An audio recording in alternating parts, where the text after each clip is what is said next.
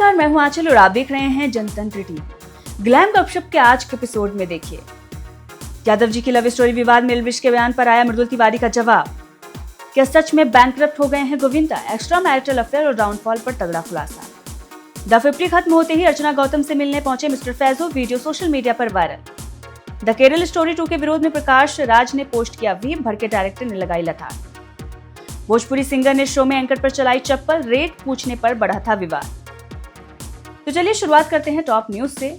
एल्विश यादव को social media पर tag करके कहा यह जा रहा था कि यादव जी की लव स्टोरी को लेकर आपने कोई बयान क्यों नहीं किया। अब एल्विश का इस पर जब जवाब आया, उसके बाद भी सोशल मीडिया पर उन्हें ट्रोल ही किया जा रहा है कुछ ट्रोलर के द्वारा, जैसे कि जैकी यादव जैसे लोग हैं। जो कुछ समाज के ठेकेदार सोशल मीडिया पर हैं, वो लगातार दूसरों को बस टारगेट करने का ही काम करते हैं। अब हुआ क्या है, चलिए पूरा विवाद आपको बताते हैं। दरअसल यादव जी की लव स्टोरी एक फिल्म आ रही थी, अब उस पर एक बड़ा विवाद खड़ा हो गया है। पहले सोशल मीडिया पर यह विवाद था, उसके बाद ये सड़क तक पहुंचा। बड़े बड़े नेता मंत्री का भी बयान आ रहा है। ऐसा लग रहा है कि मंत्रालय में कोई काम नहीं बचा है, बस एक फिल्म आ रही है जिसका विरोध करना है।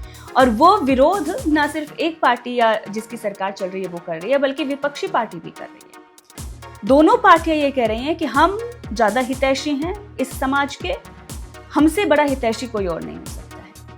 तो कामकाज छोड़कर सिर्फ एक फिल्म का विरोध और लगातार उस पर बयानबाजी की जा रही है। अब इस पर बड़े बड़े जो भोजपुरी स्टार हैं उनसे भी जवाब मांगा जा रहा था और भी कई लोगों से जवाब मांगा जा रहा था। तो ऐसे में एल्विश से भी जवाब मांगा जा रहा था कि आप इस पर कुछ आपत्ति क्यों नहीं जता रहे हैं, क्यों कुछ नहीं बोल रहे हैं। अब फिल्म का एक टाइटल है जिसको लेकर विवाद है। टाइटल बदलेगा या नहीं बदलेगा, इस पर चर्चा हो सकती थी, लेकिन अब इस पर कौन नहीं बोल रहा है, कौन क्या बोल रहा है, उसको लेकर भी जो खाली बैठे हुए हैं लोग, सत्ता में हैं या जिनके पास सत्ता नहीं है, दोनों उस पर विवाद कर रहे हैं। अब सोशल मीडिया पर जब ट्रोलर एल्विश से ये मांग कर रहे थे कि आप इस पर बयान दीजिए, उसके बाद एल्विश का एक बयान आता है। सोशल मीडिया पर पोस्ट करते हुए उन्होंने ये लिखा है कि अगर इस फिल्म में कुछ ऐसा है जिसे यादव समाज का अपमान हो रहा है या उनको बदनाम किया जा रहा है, तो उस सीन को हटा दिया जाए। डायरेक्टर और जो एक्टर हैं या जो जिनके हाथ में ये फिल्म है, फिल्म मेकर, वो इस बात का ध्यान रखें कि किसी के भी साथ किसी तरीके से उसके साथ अन्याय नहीं होना चाहिए, यानी कि कुछ ऐसा नहीं दिखाना चाहिए जिससे किसी समाज का अपमान हो। अब जब उन्होंने ये कहा, उसके बाद भी लोग ये कह रहे हैं कि आपने तो बहुत सेफ साइड खेला है, बहुत अच्छी अच्छी बातें लिखी हैं कि उसमें अगर कुछ ऐसा होगा तो आपने फिल्म का पुरजोर विरोध क्यों नहीं किया, आपको पुरजोर विरोध करना चाहिए था। वहीं आपने मृदुल तिवारी की जो बहन है उनको लेकर कुछ नहीं कहा क्योंकि मृदुल आपके दोस्त हैं। इस तरह की बातें सोशल मीडिया पर लिखी जा रही हैं। तो एक तरीके से इस विवाद पर एल्विश के बयान के बाद भी उनका कोई ऐसा रिएक्शन नहीं था जिससे दो समाज बटे, वो दूसरों को कुछ अपशब्द बोले, ऐसा नहीं था। तो लोग इससे मायूस नजर आ रहे हैं। उनका ये कहना है कि हमें वो चाहिए, वो मसाला चाहिए जो मिलना चाहिए, वो नहीं मिल रहा है तो हम नाराज हैं। अब इस पर मृदुल ने भी एक पोस्ट किया है हिंदी और लिखा है, मेरा यादव जी की लव स्टोरी से रत्ती भर लेना देना नहीं है, ना ही मैंने बनाई है और ना ही मैं इसका नाम बदल सकता। मैं कई बार आप लोगों को बता चुका हूँ और पढ़े लिखे सामाजिक लोग इस बात को समझ भी चुके हैं, और अनपढ़ों को समझाना मतलब भैंस के आगे बीन बजाना। आपकी भावनाओं को आहत करना मेरा काम नहीं है, मैं सभी के साथ हूँ, आप नाम बदलवाओ, बस गलत जानकारी मत फैलाओ। तो अब इस पर एल्विश हो या मृदुल हो या उनकी बहन हो, उन लोगों का लगातार इस पर बयान आ गया है। सबने अपना अपना राय रख दिया है। एल्विश का भी ये कहना है कि अगर ऐसा कुछ है तो डायरेक्टर और जो प्रोड्यूसर हैं वो ऐसा नहीं दिखाएंगे और उसे हटा के ही दिखाएंगे। मृदुल का भी ये कहना है, आप नाम बदलवा दीजिए, आप टाइटल से आपको दिक्कत है तो करवा दीजिए, लेकिन आप गलत जानकारी मत फैलाइए। उनकी बहन को टारगेट किया जा रहा है, उनको लेकर अपशब्द लिखे जा रहे हैं, वो आप मत कीजिए। तो ये विवाद अभी भी चल रहा है। अभी भी बहुत बड़े बड़े जो नेता मंत्री हैं वो इस पर लगातार बयानबाजी कर रहे हैं। तो उत्तर प्रदेश की जो सियासत है वो एक फिल्म की वजह से गरमाई हुई है। इससे पहले भूप कौर पंडित थी जो कि कुछ ही दिन विवाद में रही और उसके बाद जो मेकर्स हैं उन्होंने टाइटल चेंज कर लिया और उसके बाद वो विवाद खत्म हो गया। अब इसको लेकर भी ये विवाद चल रहा है, उठाओ लोगों को जेल में डालो, यही सारी मांगें हो रही हैं। देखना होगा कि कौन कौन से लोगों को जेल में डाला जाता है या फिर क्या कुछ इस फिल्म को लेकर सामने आता है। सारी अपडेट आपको ग्लैम गपशप में मिलती रहेगी। तो वीडियो को शेयर करना, लाइक करना मत भूलिएगा। और इस मुद्दे पर आपकी क्या राय है इसके बारे में तो आप कमेंट में लिखते ही हैं और हर बार की तरह फिर से लिखिएगा। अब इनसाइडर में जानते हैं गोविंदा के बैंकरप्ट होने के बारे में क्या है सच्चाई। जी हाँ, सोशल मीडिया पर एक खबर चली कि वो बैंकरप्ट हो गए हैं, उनके पास पैसा नहीं बचा है, उनका घर भी गिरवी रखा हुआ है। ये सारी खबरें सोशल मीडिया पर चल रही हैं। ऐसे में लोग ये जानना चाह रहे थे कि गोविंदा ने इतनी बड़ी बड़ी फिल्में दी हैं, इतना कुछ उन्होंने नाम किया है, इतने पैसे उन्होंने कमाए हैं, ऐसा क्या हो गया कि वो बैंकरप्ट हो गए, उनका पैसा गया कहाँ। और दूसरी तरफ उनकी पत्नी ये कह रही थी कि उन्होंने एक गर्लफ्रेंड बनाई हुई है, मतलब एक्स्ट्रा मैरिटल अफेयर चल रहा है और वो सिर्फ गोविंदा के साथ पैसे के लिए है। तो हमेशा की तरह लोगों ने कहा कि वो जो लड़की है वो शायद पैसे लेकर भाग गई है या वो गोविंदा का सारा पैसा जो है वो हड़प रही है। इस तरह की चीज़ें सोशल मीडिया पर चल रही थी। अब इस पर गोविंदा के ही फैमिली का एक बड़ा बयान है। जी हाँ, उनके भांजे विनय आनंद ने पूरी सच्चाई बताई। उनका ये कहना है कि ये सिर्फ और सिर्फ अफवाहें थी, इसमें कोई सच्चाई नहीं है, ये खबरें झूठ हैं और ये सोशल मीडिया की ही गॉसिप है। और उन्होंने पूरा जो भी अभी तक चीज़ें चल रही थी उस पर बहुत ही बड़ा स्पष्टीकरण दिया है। उन्होंने कहा है कि वो सुपरस्टार हैं, यानी कि गोविंदा के बारे में उन्होंने कहा गोविंदा आज भी एक जगह खड़े हो जाएंगे तो 25 से 30 लाख रुपए आराम से मिल जाएंगे। ये लोग जिसको गरीब बोल रहे हैं ये लोग बेवकूफ़ हैं। लोग लिख रहे हैं गोविंदा सड़क पर आएंगे, गोविंदा के साथ ये हो जाएगा। अबे पागलों, किधर हो, किसके लिए बकवास कर रहे हैं। वो 90 के दशक के सुपरस्टार हैं जो फिल्मों के लिए करोड़ों चार्ज करते हैं। अब विनय आनंद ने उन लोगों को जो लोग इस तरह की खबरें लिख रहे थे या फिर सोशल मीडिया पर कमेंट कर रहे थे, उन लोगों को जवाब दिया और उसके साथ उन्होंने ये भी बताया कि जब लोखंडवाला में 12-13 लाख रुपए मिलते थे तब वो फिल्म के लिए 1 करोड़ रुपए लेते थे। आप कैसे कह सकते हैं कि वो सड़क पर आ गए हैं। 70-80 फिल्में करने के बाद 5 फिल्मों में गोविंदा ने जितना कमाया शायद वो किसी और ने नहीं कमाया। पता नहीं ऐसे कितने स्टार घूम रहे हैं जिनके पास पैसे नहीं होंगे। तुम इतने बड़े लेजेंड के बारे में कैसे बेवकूफ़ी वाली बातें कर सकते हो। और कौन जानता है, कई अन्य सितारे भी आर्थिक रूप से संघर्ष कर रहे होंगे, लेकिन लोग किसी के बारे में ऐसी मूर्खतापूर्ण बातें कैसे कह सकते हैं। कौन क्या है, ये इतनी बड़ी किंवदंती है। मुझे तो ये वाकई बहुत अजीब और परेशान करने वाला है। उन्होंने ये भी कहा कि मुझे आश्चर्य होता है कि लोग इस तरह के कमेंट, इस तरह की खबरों को बढ़ावा दे रहे हैं और इसे शेयर कर रहे हैं, उसे पोस्ट कर रहे हैं। तो जो खबरें चल रही थी कि गोविंदा के पास पैसा नहीं बचा है, उनका घर भी गिरवी है और भी कई सारी चीज़ें उनके बारे में, एक एक करके उन सभी चीज़ों पर अब खुलासा हो चुका है। इससे पहले एक्स्ट्रा मैरिटल अफेयर को लेकर भी उन्होंने बताया था कि ऐसा कुछ भी नहीं है और उनकी पत्नी को सिर्फ पर शक है। और इससे पहले उनके कैरेक्टर को लेकर कुछ ऐसी फिल्में बनाई गई उनका नाम लेकर उनके कैरेक्टर को ख़राब करने के लिए, जिसकी वजह से उनकी छवि उनके घर में धूमिल हुई है।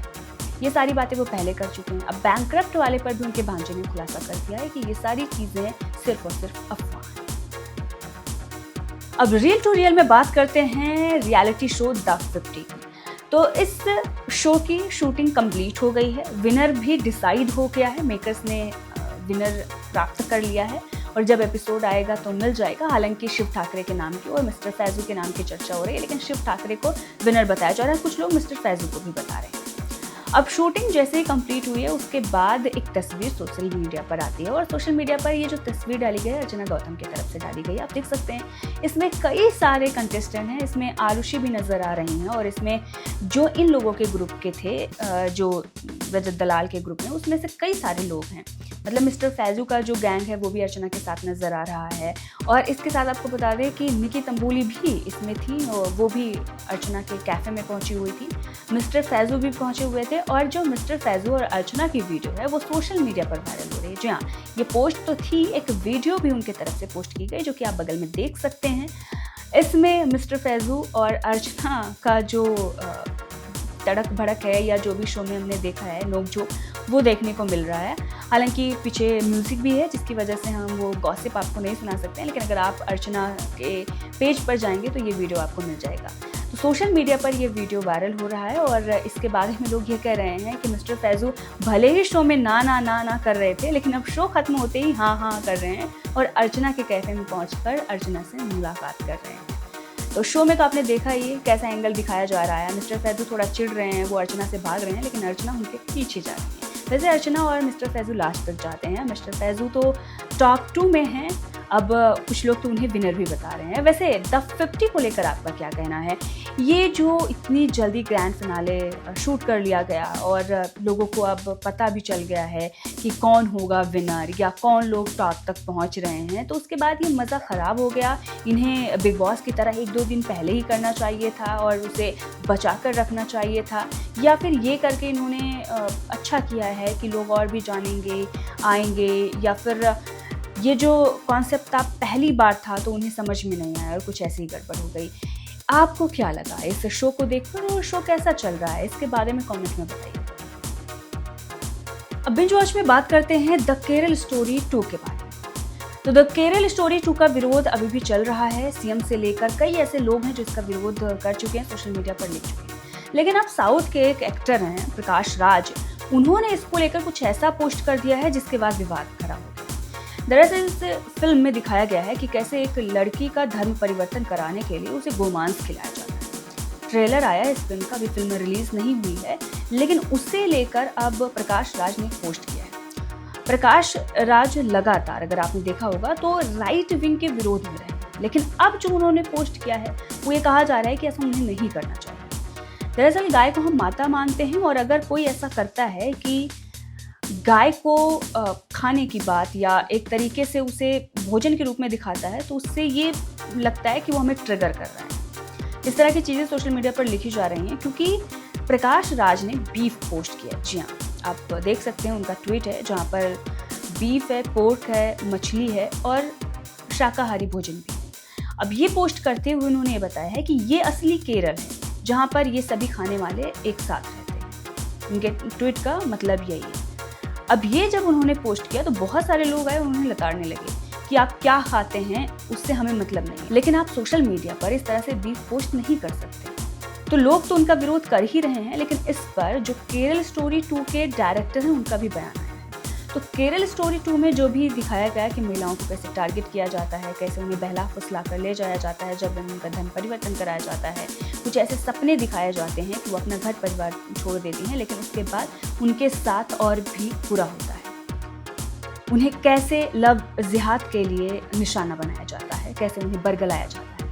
अब ये जब ट्रेलर आया उसके बाद से ही मुख्यमंत्री का बयान आया केरल के, और भी कई लोग लिख रहे थे, लेकिन अब प्रकाश राज ने सीधे बीफ पोस्ट करते हुए ये दिखा दिया है कि केरल में लोग एक साथ रहते हैं, सद्भावना है यहाँ पर, और भी जो भी उनका मतलब रहा हो, लेकिन बीफ को लेकर लोग ये कह रहे हैं कि ऐसा नहीं उन्हें पोस्ट करना चाहिए। अब इस पर कामाख्या नारायण ने नाराजगी जताई है और उन्होंने एएनआई से बातचीत की और ये कहा है कि प्रकाश राज बौद्धिक रूप से दिवालिया हो गए हैं।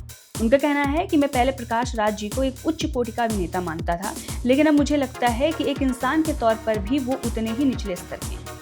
मुझे नहीं पता कि वो खुद क्या खाते हैं, ना ही मुझे इसकी परवाह है, लेकिन उनके बयान वही दर्शाते हैं जो वो यूज़ करते हैं। लेकिन मुझे बताइए कि ये सच है कि हमारी बेटी को जबरन गोमांस खिलाया जाता है, उनका धर्म परिवर्तन कराया जा रहा है। अगर ये सच है तो मैं प्रकाश राज जी की अंतरात्मा पर सवाल उठाता हूँ। ये कभी बर्दाश्त नहीं किया जा सकता। भारत का सभ्य समाज किसी को धर्म परिवर्तन के लिए जबरन गोमांस खिलाना कभी स्वीकार नहीं करेगा। वो बौद्धिक रूप से दिवालिया हो चुके हैं। तो इस पर कामाख्या सिंह के साथ साथ बहुत सारे ऐसे लोग हैं जो प्रकाश राज पर भड़के हुए हैं। वैसे प्रकाश राज लगातार अपने आप को सेकुलर दिखाते हैं, लेकिन सेकुलर दिखाने के चक्कर में जो ये कर रहे हैं, क्या ये सही है? कमेंट में बताइएगा आपकी राय इस पर क्या है। अब कॉन्ट्रो कॉलम में बात करते हैं सोशल मीडिया पर वायरल एक वीडियो के बारे में। एक वीडियो आप बगल में देख रहे होंगे, यहाँ पर एक महिला सिंगर है जो स्टेज पर है और एंकर उससे बदतमीजी करता है।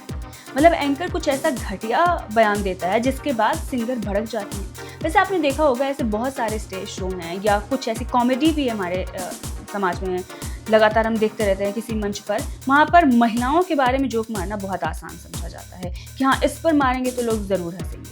अब ऐसे ही एक सिंगर गाने के लिए आती है तो वहाँ पर एक गलत तरीके से जो एंकर होता है वो उनकी रेट पूछने की कोशिश करता है।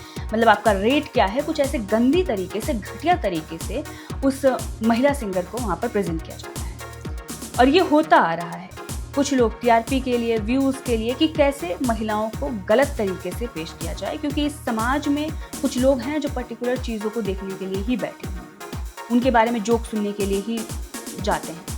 तो वो एंकर जैसे ही वो घटिया मजाक करता है उसके बाद सिंगर भड़क जाते हैं, जिनका नाम निशा उपाध्याय बताया जा रहा है।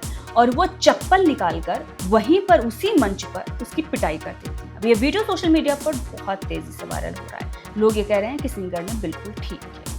तो ग्लैम गपशप के इस एपिसोड में इतना ही। देखते रहिए जनतंत्र टीवी। मैं हूं आंचल। शुक्रिया।